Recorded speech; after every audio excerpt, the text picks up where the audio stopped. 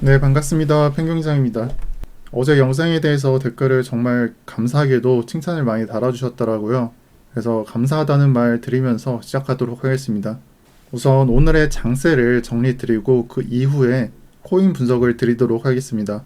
그래서 오늘은 특히나 이 메타디움, 메디블록, 밀크 같은 그런 정통파 DID들과 정확히 말해서 DID는 아니지만 어느 정도 세미 DID급으로 볼 수 있는 휴먼스케이프 그리고 피르마체인 람다까지 이렇게 DID 관련된 코인들이 크게 상승이 진행되었습니다.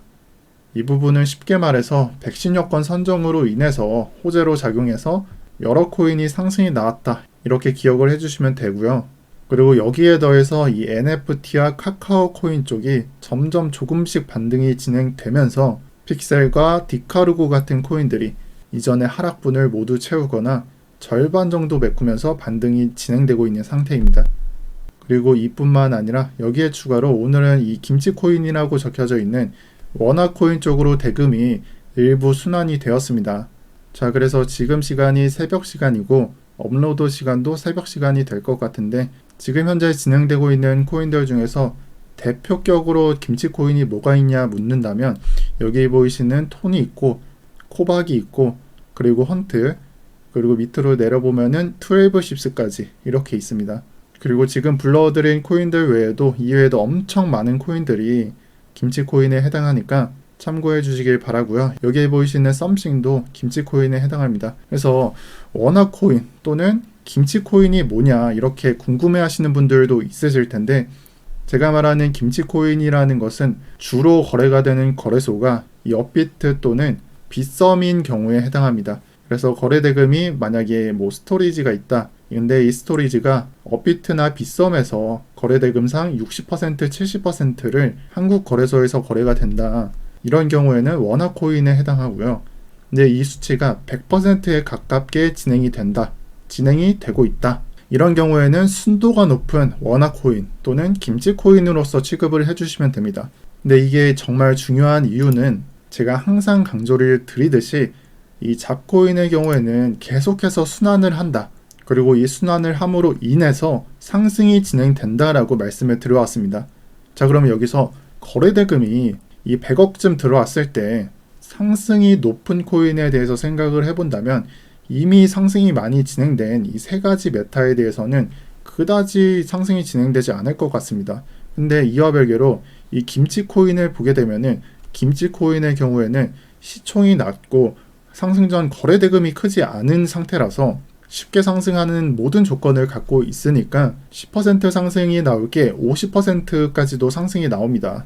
또한 김치코인의 경우에는 주로 거래가 되는 거래소들이 업비트나 빗썸에 해당하므로 이 해외 거래소의 가격까지 생각해 볼 필요도 없어서 상승에 제한이 없습니다. 이게 장점으로 작용하기도 하고요. 자, 그래서 원화코인을 구별하는 방법에 대해서 설명을 드리자면 우선 원화코인의 경우에는 여기 적혀져 있는 코인 마켓캡 이거는 구글에 검색하시면 나옵니다.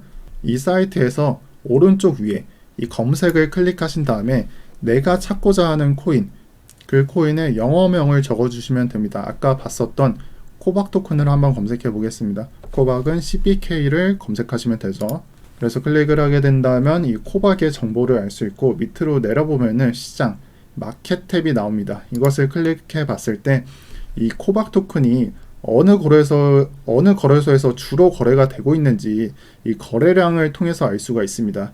그래서 이 거래량의 퍼센트도 나오는 경우가 있는데 이렇게 95%에 해당하는 경우에는 상당히 순도 높은 원화코인으로 생각을 하시면 됩니다. 그리고 보통 순도가 높은 코인은 업비트나 빗썸의 합판량이 거의 90%, 95% 이상을 차지합니다. 자, 그리고 모든 코인이 이런 게 아니니까 조금 순도가 낮은 것을 제가 보여드리자면 해당 코인을 검색했을 때 스톰엑스를 검색해 보겠습니다. 자, 그래서 스톰엑스를 검색을 했고 시장을 눌러보게 되면은 이렇게 바이낸스도 나오게 되고 그리고 밑으로 내려보면은 업비트가 한 65%, 70%를 차지하고 있습니다. 그래서 이 코인도 원화코인에 해당하느냐 안 하느냐를 좀 약간 헷갈려 하실 수도 있는데 이 코인 또한 원화코인으로 보셔도 됩니다.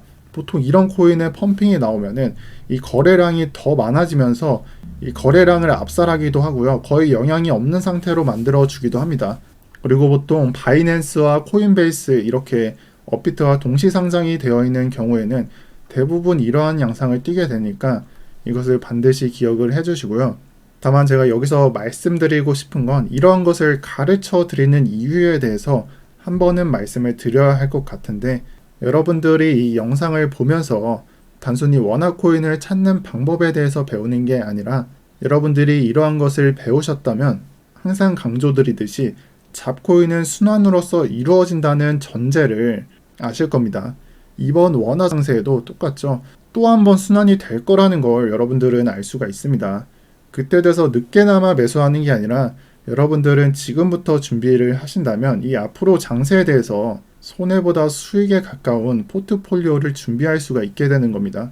왜 이러한 것을 제가 강조를 드리냐면 지금의 NFT, DID, 카카오의 장세는 제가 입 아프게 3주 전부터 매일같이 얘기했던 내용이기 때문입니다. 그리고 아직 끝난 게 아니기 때문에 지금 영상을 보시더라도 아직 안 늦었다라는 말이 되겠고, 제가 교육드리는 이러한 메타 같은 것들을 베이스로 깔고 이 오른쪽에 적혀져 있는 이 천천히 추가가 되는 것들을 공부하시면서 매매하시길 바라겠습니다.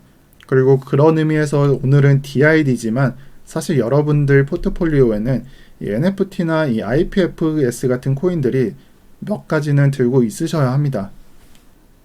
그렇게 정리를 드리겠고, 지금 보시는 사이트는 업비트죠. 근데 업비트인데 도메인을 보면은 ID라고 적혀져 있습니다. 인도네시아에 해당하고요. 왜 인도네시아를 갖고 왔냐면 오늘 오른 코인들 중에 여러 이유가 있지만 제가 오늘 설명드린 것과는 조금 다른 성격의 펌핑을 받는 코인이 있기 때문입니다. 그리고 이 글을 보게 된다면 이 업비트의 상장 폐지 공지가 되겠는데, 여기서 잘 보시면은 특이한 걸 눈치를 챌 수가 있어요. 이 공지가 나온 게 작년 9월에 해당합니다. 근데 그 작년 9월에 인도네시아에서는 OST랑 시린 토큰을 상장 폐지하겠다고 알렸어요. 그리고 지난번 OST가 상장 폐지되었고, 그리고 최근에 시린이 상장 폐지가 되었죠.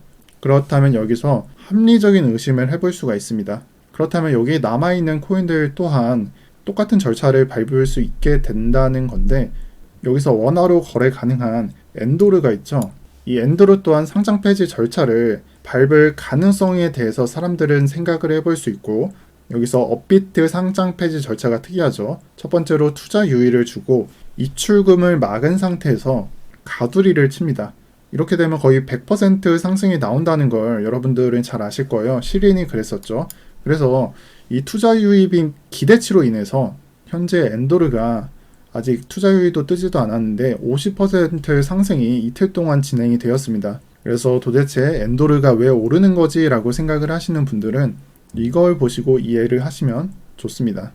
그리고 여기에 더해서 LBRY 크레딧이 있죠. 이 LBRY가 SEC로부터 리플과 똑같이 미등록 증권 판매로 기소가 되었습니다.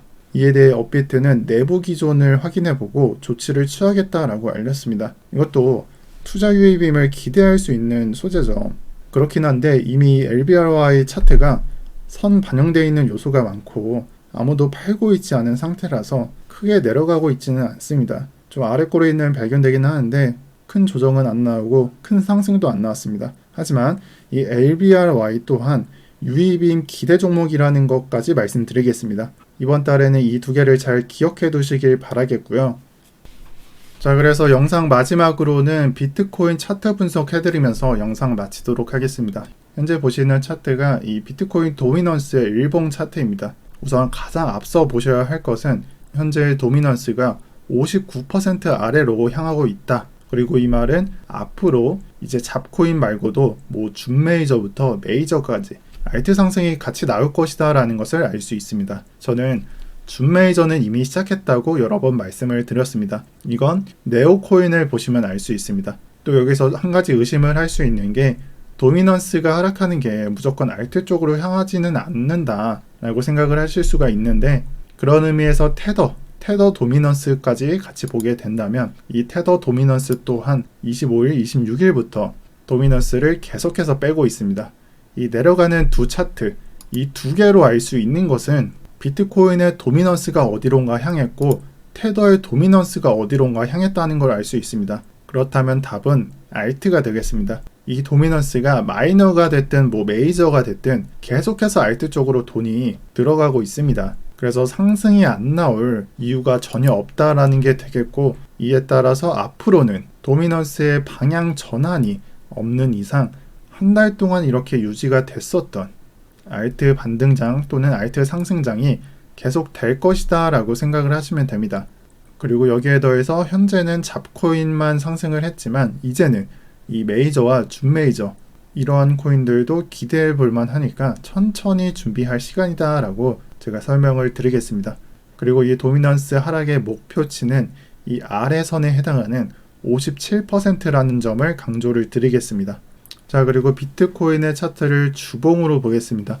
이 주봉으로 보게 된다면 완벽하게 천장이 막혀있는 형태라는 걸 알 수 있습니다. 그리고 저항이 바로 위에 있다라는 것을 알 수가 있죠. 여기서 제가 비트코인 차트를 볼 때 제가 반복적으로 말씀드린 내용이 있습니다. 바로 비트코인의 차트는 1월의 차트, 여기가 1월입니다.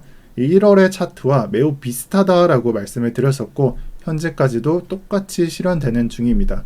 이 지난 조정에 실현이 되었던 양봉의 저가를 살리는 수준의 조정, 3월의 조정이 그랬었고 이것은 1월의 조정을 베껴와서 표현이 되었다라고 표현할 만큼 똑같이 진행이 되었습니다. 그래서 두 개의 음봉을 준 후 양봉을 띄게 되고 여기서도 두 개의 음봉 이후에 양봉이 나오게 되었습니다. 그럼 이 패턴을 보게 됐을 때 이번 주는 어떻게 진행되어야 1월과 똑같이 이렇게 양봉이 진행되냐 이런 생각을 하실 텐데 그 조건으로는 사실 별거 없습니다.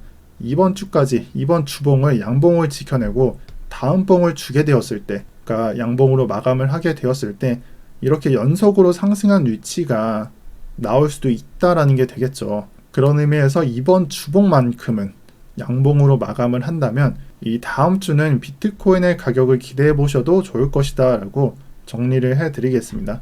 그리고 현재는 3일 정도, 종가까지 3일 정도 남은 상태입니다. 자, 그래서 이번 주말은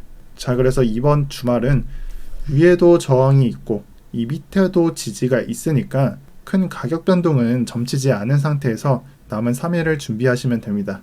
자, 이것을 마지막으로 오늘 영상도 마치도록 하겠습니다. 영상 시청 감사드립니다. 이상 편경장이었습니다.